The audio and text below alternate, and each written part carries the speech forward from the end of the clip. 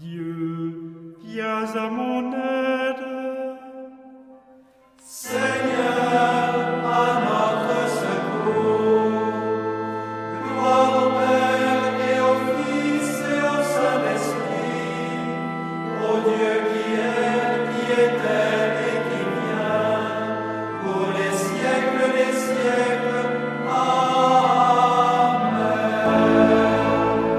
L'ange du Seigneur apporta l'annonce à Marie. Et elle conçut du Saint-Esprit. Voici la servante du Seigneur. Qu'il me soit fait selon votre parole. Et le Verbe s'est fait chair. Et il a habité parmi nous. Priez pour nous, Sainte Mère de Dieu, Afin que nous soyons rendus dignes des promesses du Christ.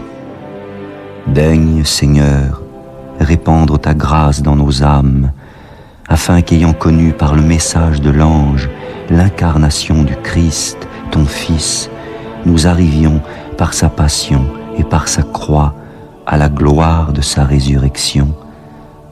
Par le Christ notre Seigneur. Amen.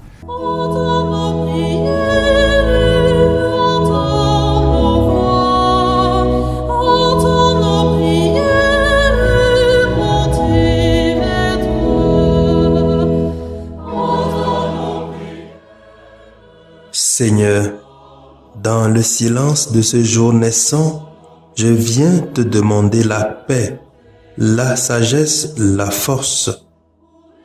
Je veux regarder aujourd'hui le monde avec des yeux tout remplis d'amour, être patient, compréhensif, doux et sage, voir au-delà des apparences tes enfants, comme tu les vois toi-même, et ainsi ne voir que le bien en chacun.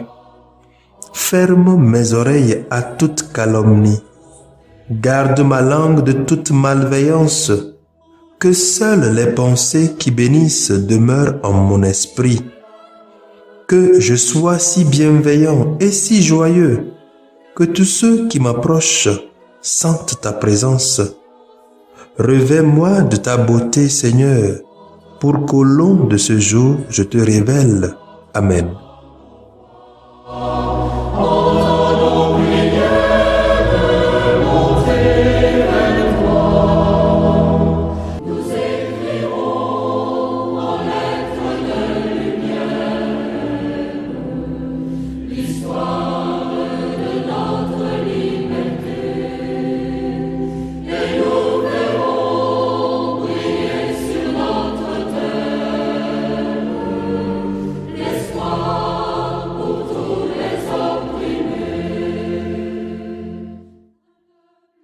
Écoutons les textes de ce mardi dans l'octave de Noël, lu par la sœur Julienne Adoboué, sœur de Notre-Dame des Apôtres, et le diacre Marcel Bédégbé, de la Société des Missions Africaines, commenté par le Père Magloire Guétou, de la Société des Missions Africaines.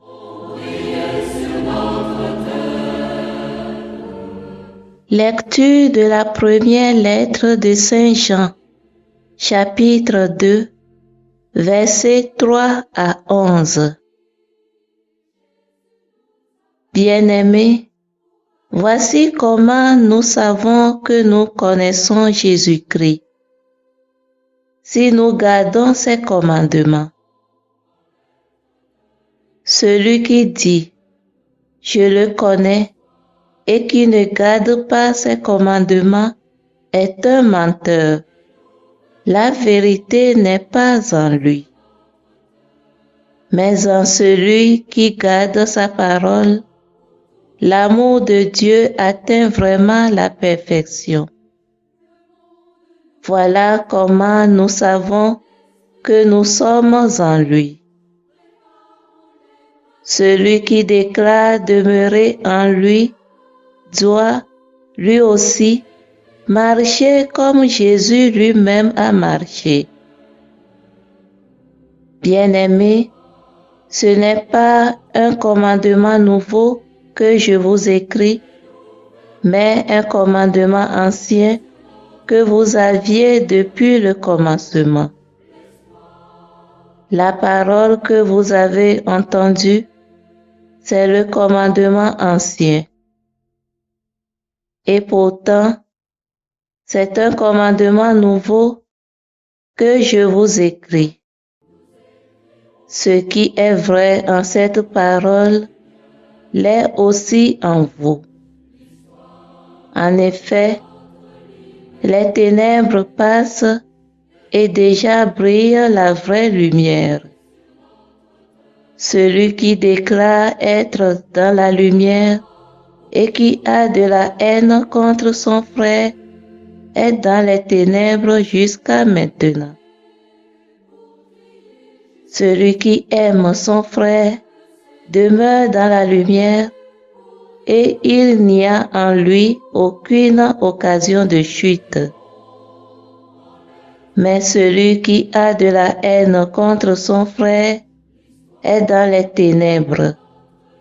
Il marche dans les ténèbres sans savoir où il va, parce que les ténèbres ont aveuglé ses yeux. Parole du Seigneur.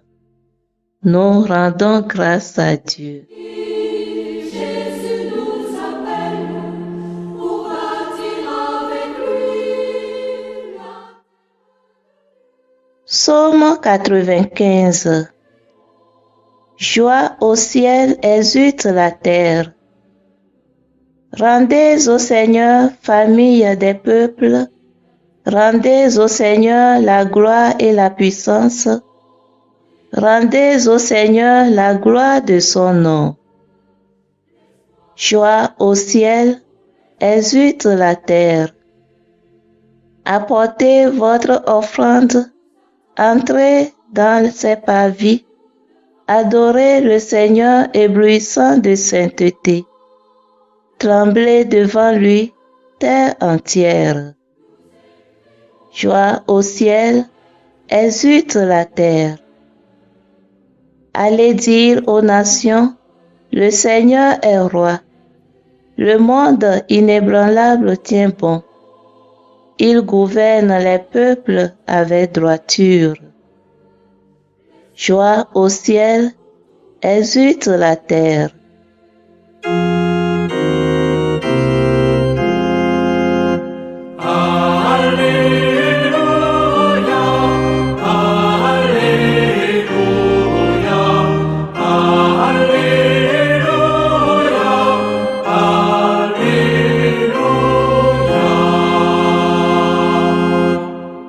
Lumière qui se révèle aux nations et donne gloire à ton peuple Israël.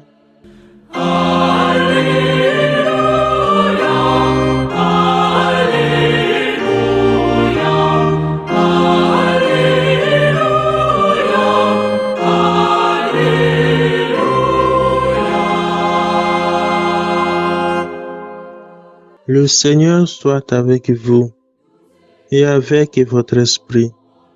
Évangile de Jésus-Christ selon saint Luc. Gloire à toi, Seigneur. Quand fut accompli le temps prescrit par la loi de Moïse pour la purification, les parents de Jésus l'amenèrent à Jérusalem pour le présenter au Seigneur selon ce qui est écrit dans la loi. Tout premier-né de sexe masculin sera consacré au Seigneur. Il venait aussi offrir le sacrifice prescrit par la loi du Seigneur. Un couple de tourterelles ou 2 petites colombes. Or, il y avait à Jérusalem un homme appelé Siméon. C'était un homme juste et religieux qui attendait la consolation d'Israël, et l'Esprit Saint était sur lui. Il avait reçu de l'Esprit Saint l'annonce qu'il ne verrait pas la mort avant d'avoir vu le Christ, le Messie du Seigneur. Sous l'action de l'Esprit, Simeon vint au temple. Au moment où les parents présentaient l'enfant Jésus pour se conformer au rite de la loi qui le concernait, Simeon reçut l'enfant dans ses bras et il bénit Dieu en disant: Maintenant, ô Maître souverain, tu peux laisser ton serviteur s'en aller en paix selon ta parole, car mes yeux ont vu le salut que tu préparais à la face des peuples, lumière qui se révèle aux nations et donne gloire à ton peuple Israël. Le père et la mère de l'enfant s'étonnèrent de ce qui était dit de lui. Simeon les bénit, puis il dit à Marie sa mère: Voici que cet enfant provoquera la chute et le relèvement de beaucoup en Israël.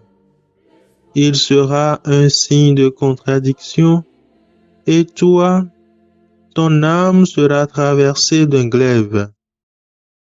Ainsi seront dévoilées les pensées qui viennent du cœur d'un grand nombre. Acclamons la parole de Dieu. Louange à toi, Seigneur Jésus. Peuple de l'Alliance, ton Dieu te fait signe. Peuple de l'Alliance, ton Dieu te fait signe. Marche à la suite de Jésus. Va crier son nom sur les chemins du monde, sur les chemins du monde.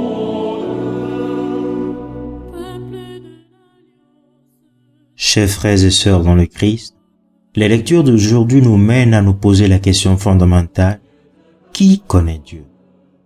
Saint Jean, dans la première lecture d'aujourd'hui, nous montre que toute vraie connaissance de Dieu, ou vit en lui comme dans la lumière, doit nécessairement porter l'amour de ses commandements, c'est-à-dire sa parole, à la perfection de l'amour et à l'amour du prochain.